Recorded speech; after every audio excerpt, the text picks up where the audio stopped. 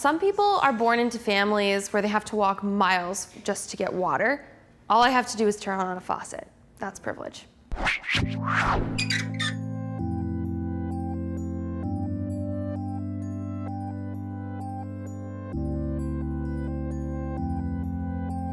have ever tried to change your speech, if you were embarrassed about your clothes or house, if you would never think twice about calling the police when trouble occurs.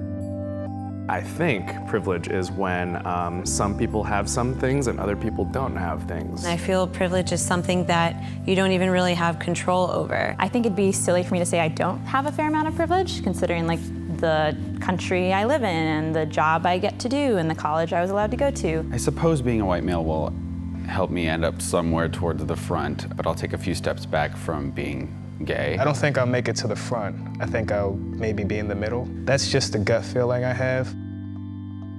If your parents work nights and weekends to support your family, take one step back. If you can show affection for your romantic partner in public without fear of ridicule or violence, take one step forward. If you were embarrassed about your clothes or house while growing up, take one step back. If you have ever been diagnosed as having a physical or mental illness or disability, take one step back. If you have ever been bullied or made fun of based on something you can't change, take one step back. If you get time off for your religious holidays, take one step forward. If you came from a supportive family environment, if you can see a doctor whenever you feel the need, if you are able to move through the world without fear of sexual assault, if you took out loans for your education, if there were more than 50 books in your house growing up. So these are your final positions.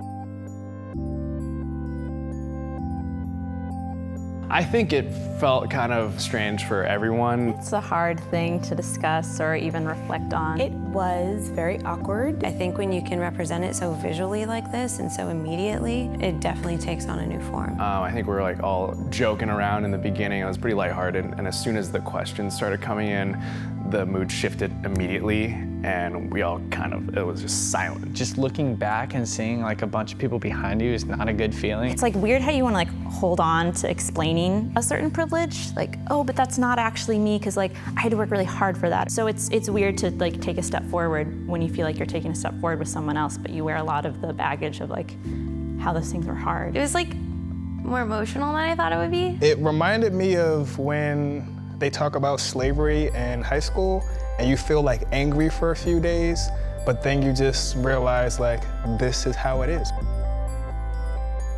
For me, it was kind of frustrating almost to look back and see how much further some people were behind me, and realizing that, you know, a lot of that stuff, no amount of hard work or even legislation can make up that gap. It's interesting being an Asian American because you're not really sure where you fall on the spectrum of privilege. I know that for me, one of the reasons I ended up so far back was that there were questions around safety as an African American, as a woman, as a gay woman.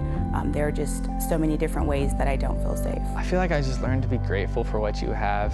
You know, we're in such a huge society where it's always complaining about what you don't have. It just shows you that for some families, like each family, you're meant to do better. My grandparents did good, my parents did good, and I'll do even better. I do think if you're not like aware of privilege, you should do this exercise, but it's more complicated.